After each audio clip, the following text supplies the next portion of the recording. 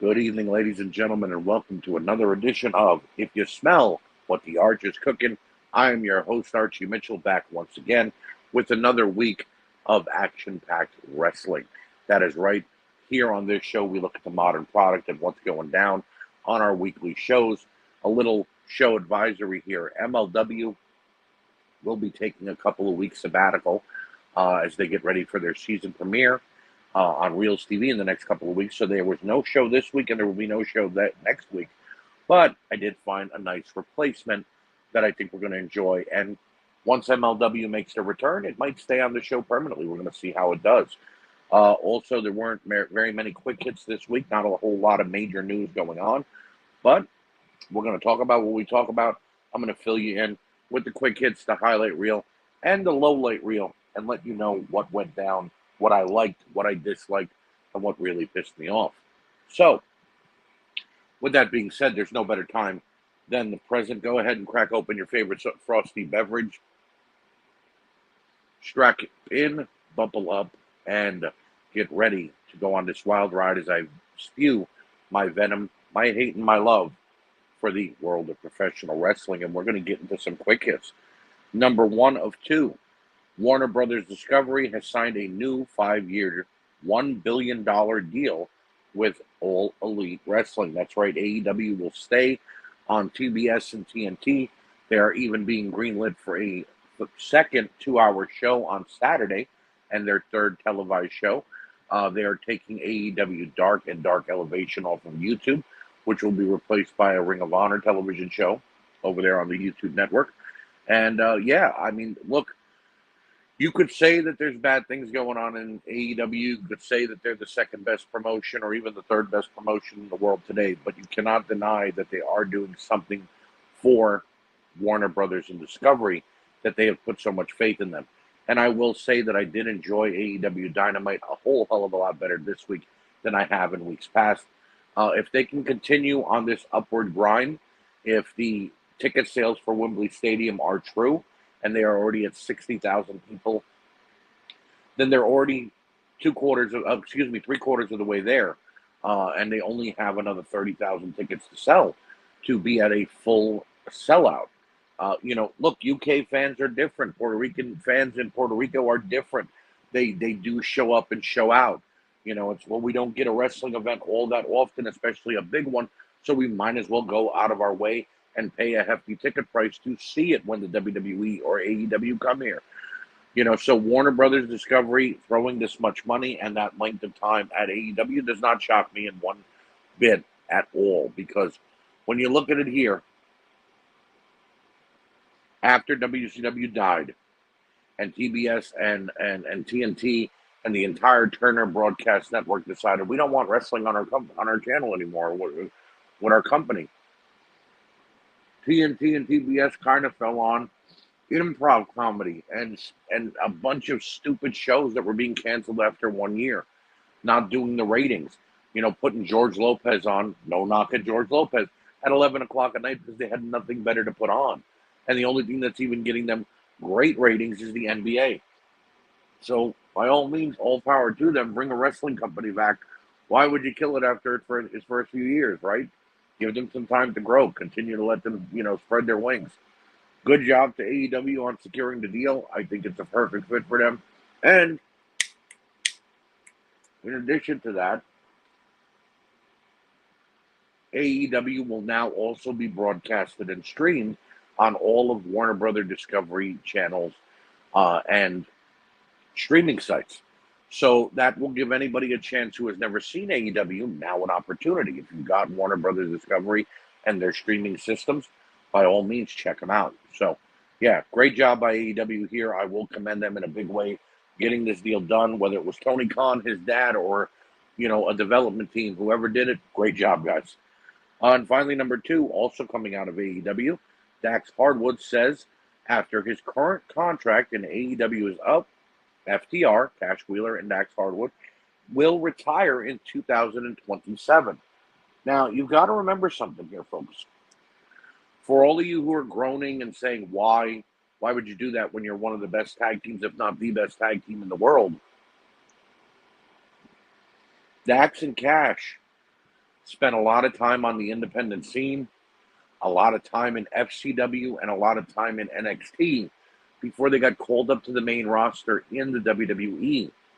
And then a lot of time in the WWE going through a lot of crazy times and a lot of, stupid suggestions and storylines and whatnot. Then they got held up in their WWE contract before they got let go. And then finally got to AEW, New Japan, Ring of Honor, Mexico, and were able to do the things that they've been wanting to do with their careers now. You understand? These guys are not young.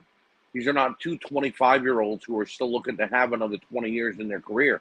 These are guys who are journeymen and have battled to get to the top of the game and do all that they can. So by 2027, they're going to feel like little old men in this business. They're going to feel like they don't belong. They're going to find themselves in the young man's game, and they feel, well, hey, if we can't compete or don't want to compete anymore because we can't do it at the absolute best, furthermore, we've already made enough to take care of our families and do right by them, why are we going to stick around? I'm sure AEW will offer them either one of them a manager role or a front office role, or the WWE will. You never can tell. All that matters is they're going to go down as one of the best tag teams in the world when they finally retire, and I think they should be commended. So if Dax and Cash decide, hey, we're hanging them up in 2027, unless AEW or WWE throw a shit ton of money at them, then by all means, I say congratulations on a well done, amazing career, holding tag teams championships in every company that you've ever worked for, and some that you didn't even, work for, but just did a passing by. Great job, guys. Well done. So, with that being said, we're going to go ahead and look at the highlight reel, ladies and gentlemen. And we are starting off with Monday Night Raw. The opening match, Seth Rollins versus Shinsuke Nakamura versus Damian Priest, a three-way in the tournament for the World Heavyweight title, the newly created World Heavyweight title. And it was fantastic. I'm going to say this a lot during this show, but it was the way a three-way triple threat match should be done. That matchup, the triple threat, as I know it as, was created in ECW.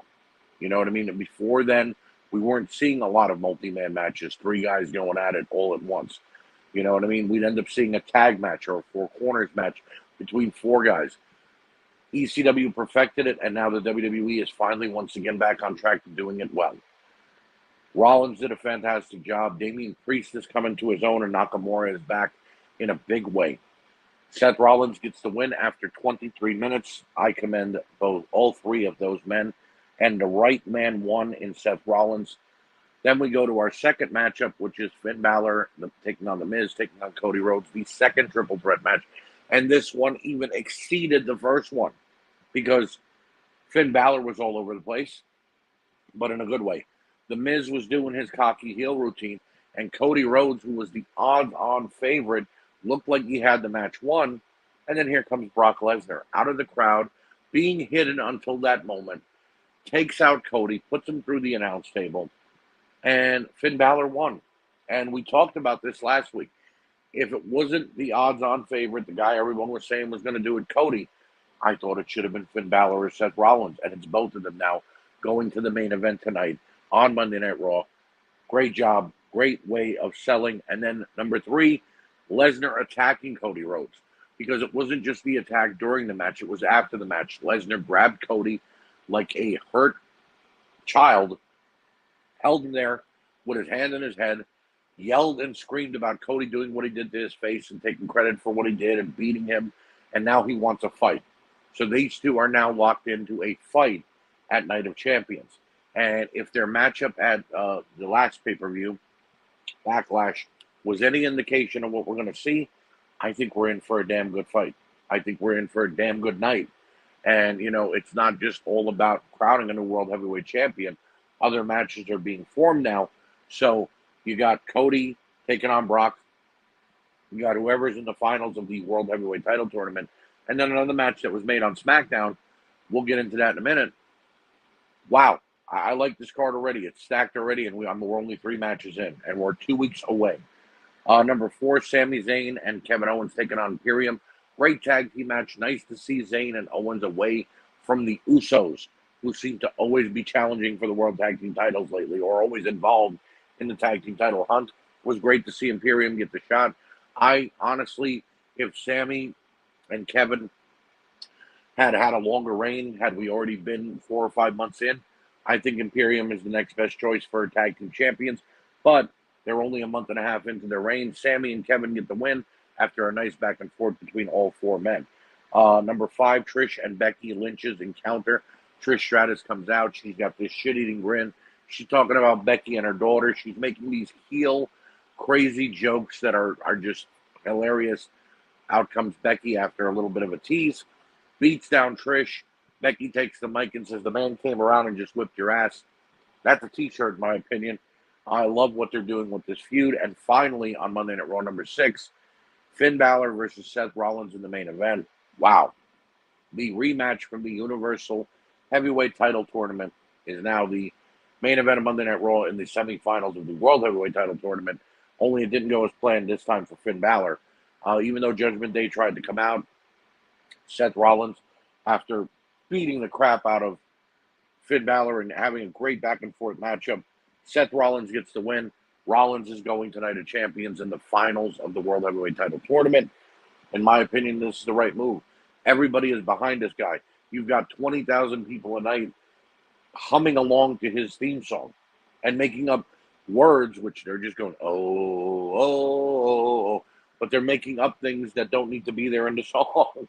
And it's great. So why not have him fight for the World Heavyweight title at Night of Champions? Now we move over to NXT.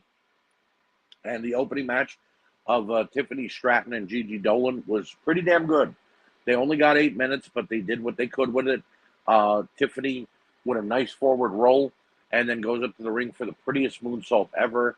Gets the win. I'm a little sad that my girl Gigi is not moving on in the tournament, but with everything that Tiffany Stratton has done since Indy Hartwell became women's champion and then relinquished the title, I understand why they're going with Tiffany here. I think our finals of the women's title tournament on NXT is going to come down to Tiffany Stratton and Cora Jade. It's just my feelings. And if it's not Cora Jade, it's got to be Roxanne Perez versus Tiffany Stratton. Tiffany has actually done a crazy 180 and has actually become a decent wrestler and has a lot of eyes on her. And Cora and Roxanne, in my opinion, are now the face of the division, so it only makes sense. Number 2, Gallus versus the Dyad. Great, hard-hitting 15-minute tag match. 4 big guys just teeing off on one another. It's what you want to see in a tag team match when you got what you got on the roster. The Dyad almost got the win with a little help from Ava Raine, but no. It turns out Ivy Nile didn't want that to happen. A little bit of a distraction. Gallus catches the Dyad, hit their finisher, and they are still the NXT Tag Team Champions. I don't know where they're going with Gallus, but I like it. And I don't know where they're going with the Dyad, and I'm a little afraid because the 2 members of the Dyad, formerly the Grizzled Young Veterans, asked for their release last month, so you never can tell what might actually happen. And then finally, the main event, Braun Breaker taking on Trick Williams. Let me tell you something. I shit on Trick Williams a couple times on this show in the past. He has gotten into crazy shape. He has been training, and that guy was a serious threat on NXT against Braun Breaker. He hit quite a few moves. Braun did all he could to muscle back and fight, but he kept Braun Breaker reeling. Breaker got the win after a hell of a spear. Carmelo Hayes hit the ring to try to save his opponent, his partner, excuse me. Hayes hits the ring, tries to save his partner from being put in the Steiner recliner another time. Breaker ain't having it. He cuts Mello in half with another spear. Yeah, we've got the makings of a great one-on-one NXT World Title match between Carmelo Hayes and Braun Breaker in the rematch. No big happenings in the backstage area, as you can see on the highlight reel for NXT, but it's to be expected. We now move on to AEW Dynamite. And, number 1, the opening match, Claudio Castagnoli taking on Rey Fenix in a double Jeopardy match. If you don't know what that is, Claudio is the ROH World Heavyweight Champion. Rey Fenix is the ROH World Tag Team Champions with Pentagon. Whoever got the win here got a future title shot at the other one's title. So if Rey Fenix would have won, he gets a shot at the Ring of Honor title.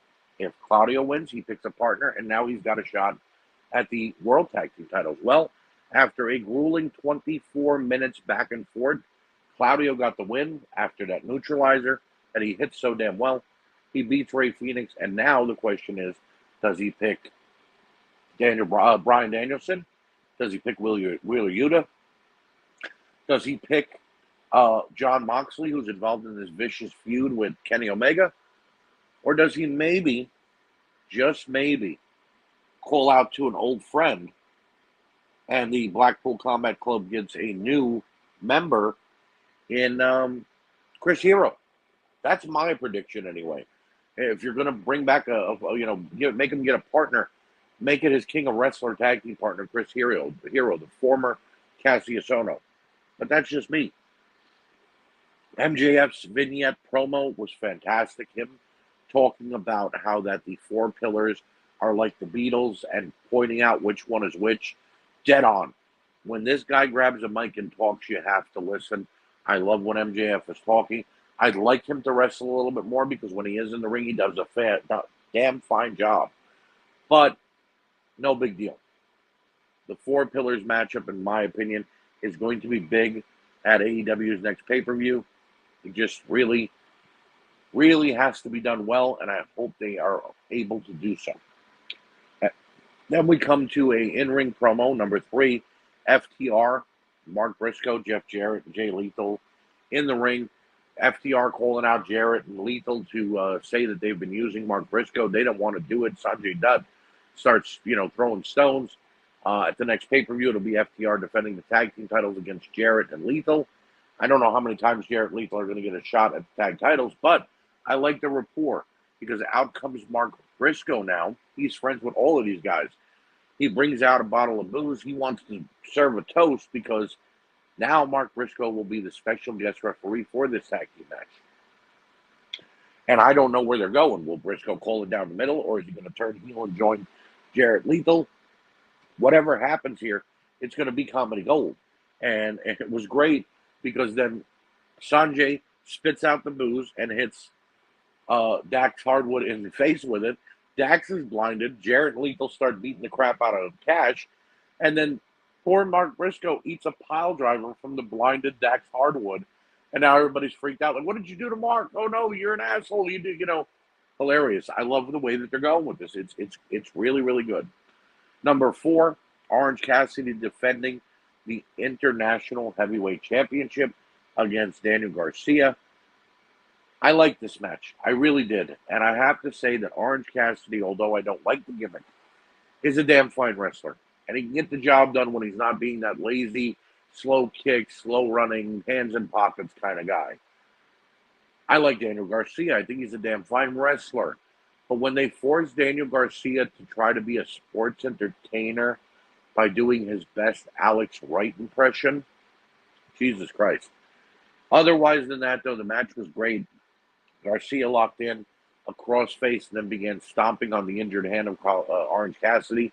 It looked like he'd have the match won. Cassidy reversed it, gets the roll-up win, and Orange Cassidy is still the International Heavyweight Champion.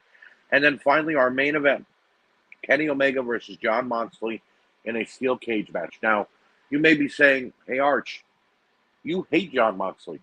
You constantly shit on this guy about his constant bleeding. Yes, I do. But they actually had a damn fine match. These two guys together in the ring when they're actually wrestling and having a great matchup do have a great matchup. Okay? And yes, Moxley bled within the first 5 minutes of the match. But here, I'll tell you this. John Moxley had reason to bleed. He's in a cage match. He does not have reason to bleed when he is fighting Pretty Peter Avalon on Dark Elevation. You get my point? It makes no sense for that. But in a cage match, by all means, have this guy bleed because he just got slammed into the cage wall. Excuse me. They went back and forth in a good 20-minute matchup inside a steel cage. There was no hokey, the floor is made of boxes or anything stupid. No, they had a great match where they even busted through the cage and looked dangerous. So Omega looked like he was about to have the match won. In comes Don Callis. He stabs Omega in the head with a screwdriver. That's right, Don Callis turns on Kenny Omega. And I don't know if he joined the Blackpool Combat Club or not, but Moxley gets the win. And wow, I'm actually shocked. For the first time, there was a heel turn that made sense and left me wanting more. So good job, AEW. But we'll get back to the cage match in a second. Now moving on to MLW's replacement on this highlight reel, and it is WOW Women of Wrestling. Now, according to my cable, WOW Women of Wrestling will be making its debut on the WLNY channel this Saturday. So before they did, I wanted to give them a watch. So I went back and I watched the first episode of this new edition of WOW. And yeah, I wanted to get accustomed to what I'd be watching this coming Saturday and hopefully, understand it a little better and see if it's worth it. So this is what went down on WOW that I thought was deserving of the highlight reel. Number one, Santana Garrett and Tessa Blanchard's face off inside the ring. Santana was the women's champion for this first show, and her father was at ringside. Tessa comes out and rings out the accomplishments of herself and her dad's and grandfather. They poke fun at each other a little bit. It was a really, really good face-off between two women who can go in the ring. Number two, Fire taking on Maverick. Fire is Kiera Hogan. And this was before she made it to AEW when she still had the yellow and red hair, coming out with a yellow, white, and red outfit as her name is Fire. And yeah, it was pretty decent, good back and forth matchup. Maverick is apparently the mayor's daughter, and yeah, that's what I like about WOW, and I used to like about the Gorgeous Ladies of Wrestling Glow. They give them characters. It's kind of campy, it's kind of funny, but this was a really decent match. Number three, Eye Candy versus Chloe Hertz. And Chloe Hertz, I don't remember exactly who it was, but it is someone who is on a current roster right now and being used currently. But Eye Candy is Willow Nightingale.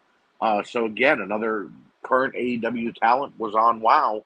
And I mean, for a mixture of styles here between both these women, and different styles, different back and forth.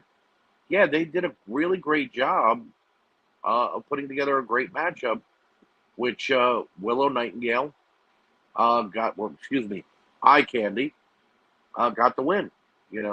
By the way, I've just done a little bit of research. Chloe Hertz is Rob Van Dam's girlfriend, Katie Forbes. That's so she's not currently on a roster, but she was a part of women's wrestling, of Fabulous Women's Wrestling, and was in Impact Wrestling. So this was before she did the butt implant and got a bunch of tattoos, but was still dating Rob Van Dam at the time. And then finally, in the main event, a hell of a main event too, they gave them 15 minutes, which I was shocked. We had Jungle Girl challenging for the WOW World Heavyweight title when she took on Santana Garrett. And during the match, Tessa Blanchard came out. She tried to get involved. She got taken out by Jungle Girl. Santana got the win and retains the women's championship. Great all-around matchup. I'm going to go into the following, next week's show and hopefully enjoy it just as much, because I got to say, for an hour, like I said, it was comedy. It was campy. Everybody had a background story except for the main talent like Tessa Blanchard.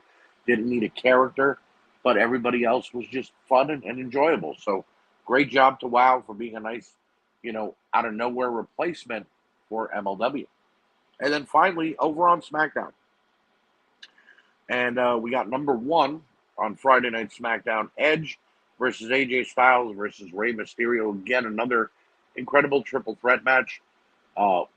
Rey Mysterio has been on the last few weeks since they, introduced the LWO. Been on SmackDown, on Raw, battling everybody and anybody that he can. Doing a really good job of it. Edge coming back after WrestleMania. This was his first match since, and I thought it was a little silly to put him in the tournament. And he's like, yeah, I'm going to win it, and then once I lose it, I'll retire. I don't know, but he did a great job in the match. And then AJ Styles, who just came back last week from injury. So, yeah, it was like the battle of two guys who just recently came back and one guy that's finally on again. Great job. AJ Styles gets the win after the phenomenal forearm after 24 minutes. And I was shocked. I thought maybe Edge would go over. But, yeah, AJ gets the win. Right man won.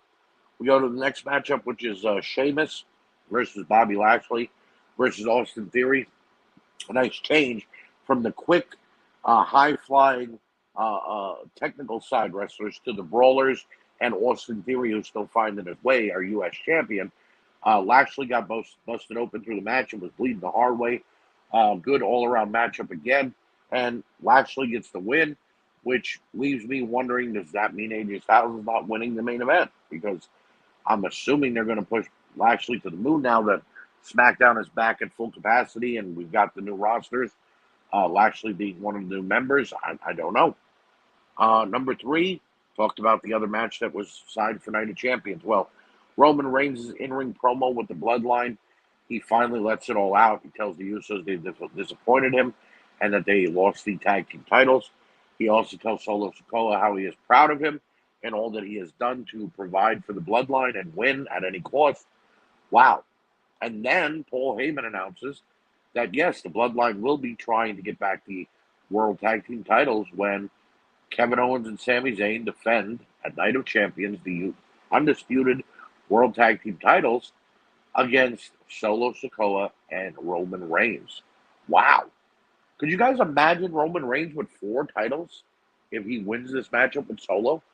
Now, I have a feeling that the Usos are going to do something stupid here and get involved and then possibly cost Roman Reigns the titles. But yeah, this is the way, when your World Heavyweight Champion is not scheduled to defend his title, the Universal title and the Undisputed Championship, you still put him in a tag match. You make sure he's on the show. Do something with him, goddammit. And this was the right move. And then finally, the main event, AJ Styles versus Bobby Lashley. They only gave them 10 minutes. But these guys went through hell in their opening matches. Styles was out there for 24 minutes, and Lashley was out there for 20 minutes. So you want to make sure that they're preserved. You give them a 10-minute match in the main event.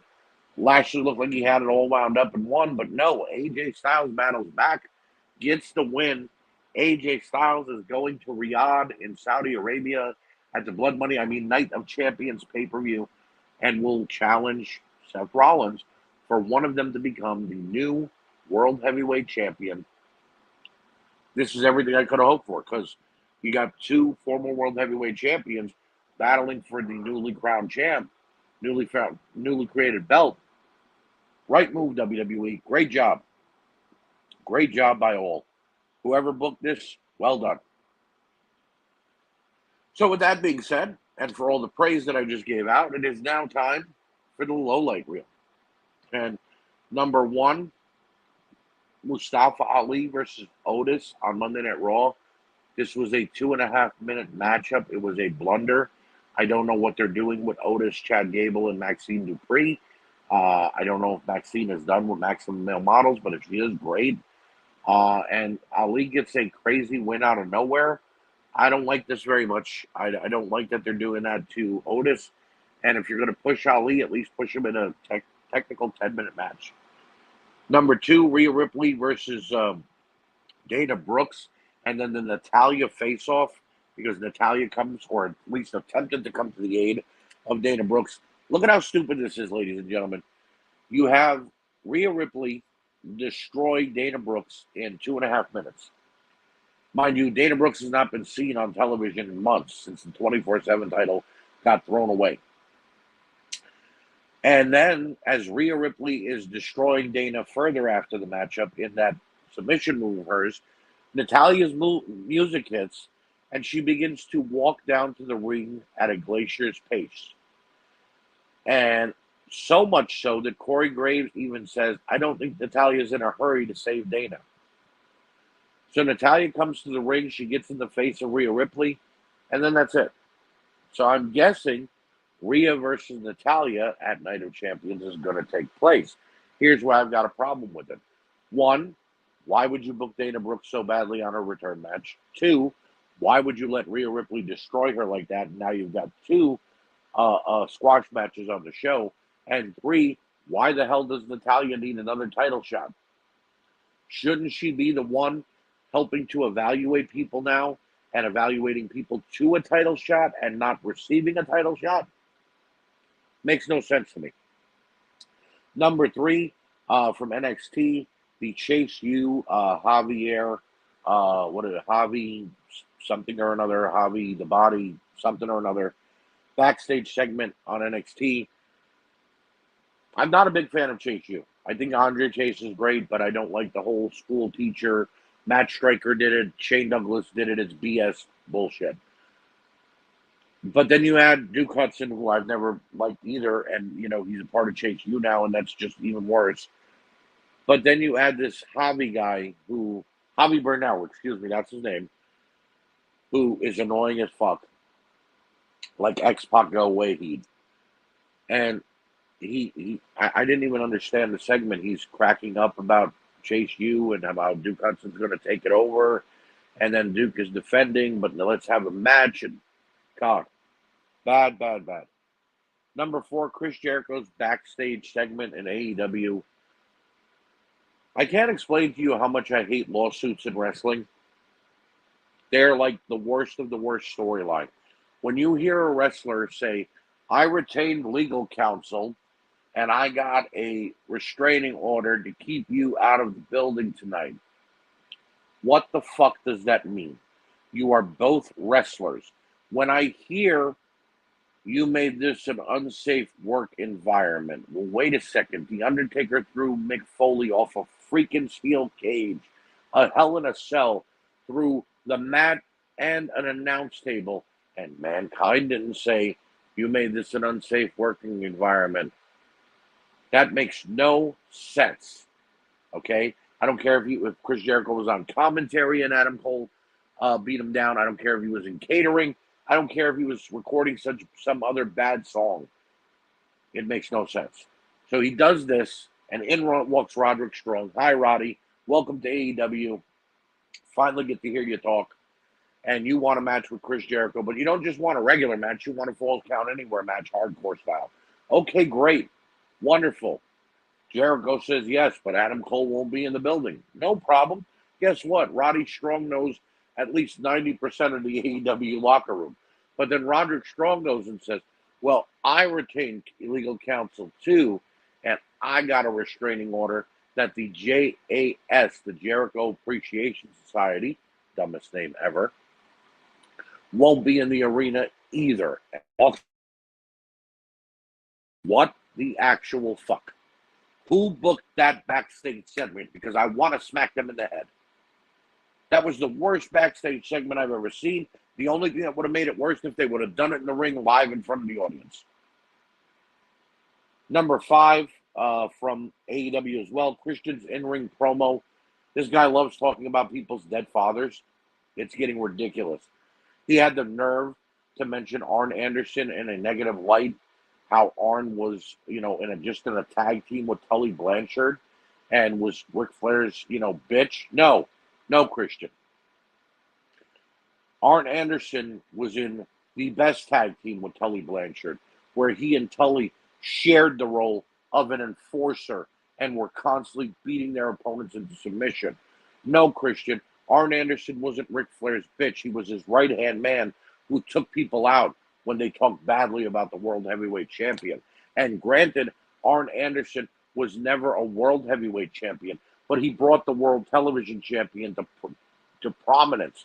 He was a World Tag Team Champion in the WWF and the WCW multiple times, okay? He was also in a tag team with Bobby Eaton and with Larry Zbyszko, and they were fan-fucking-tastic, okay? Now, Christian is a great wrestler. I have no issue with Christian respect-wise, because here's why.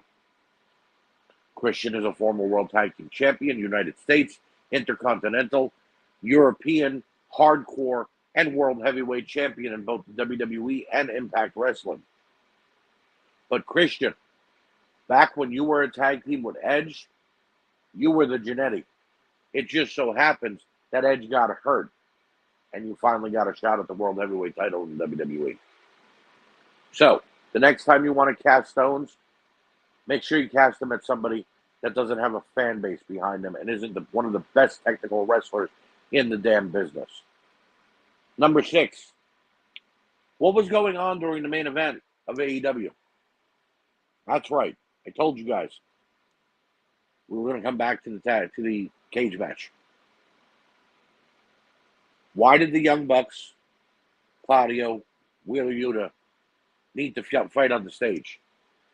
It was a cage match. You're not supposed to be at ringside because you can't get in the ring. We didn't need to watch another 3-minute match between these two guys and do the exact thing we knew they were going to do, throw the opponent off the stage and then do a splash for no damn reason. The focus should have been on Omega and on Moxley. You gave them 22 minutes, but guess what? 3 to 5 minutes of that was dedicated to their entrances, which are both long as fuck, and the Young Bucks, Claudio, and Wheeler Yuta. So what are you telling me? That if Claudio ends up becoming the Ring of Honor World Tag Team Champions, the Young Bucks are going to challenge for the ROH Tag Team titles because they're too afraid to go against the FTR? Bad booking. Let your main event be your main event. That's all there is to it. And finally, number 7, SmackDown. Pretty Deadly's backstage segment with the Brawling Brutes. You guys know I am not Pretty Deadly fans. I don't like these guys at all. I think that Elton Prince and Kit Wilson are very annoying. For me only, though. I know you guys probably like them. I understand. Maybe they have a fan base. But then you put them with 3 of the toughest men in your roster. Why didn't Sheamus and Ridge Holland and Pete Dunne beat the crap out of these guys? Why were they left as comedy fodder on the showroom floor? I just don't get it. I don't understand it. And if that's the way you're going to build these guys up, is to make them be comedy relief, and then put them in a match with the Brawling Brutes, the only way I see them beating the Brawling Brutes is by countout. It just makes no sense. You should have put them in a match with the Alpha Academy if you're going to let Otis lose anyway to Mustafa Ali. You should have put them in a match with the LWO, Joaquin Wilde and Mendoza. You know, there were plenty of other tag teams to place them against. But this is what you do, is you put them with the Brawling Brutes. Bad booking. In my opinion, it's a career suicide if you're doing this. But maybe that's just me. So, with that being said, I want to thank you guys for joining me and listening to my rant just now and listening to me in general. Continue to support everything on WrestleNet Radio, including the year that was, A Slice in Time, the Nothing But Trouble podcast with me and my buddies, and also the show that started it all, the We Can't Wrestle podcast. Make sure that you look out for the magazine show on YouTube, and check out Nate Maxon's new show on where he looks at if WCW was still alive, how he's booking WCW past the 2001 time period.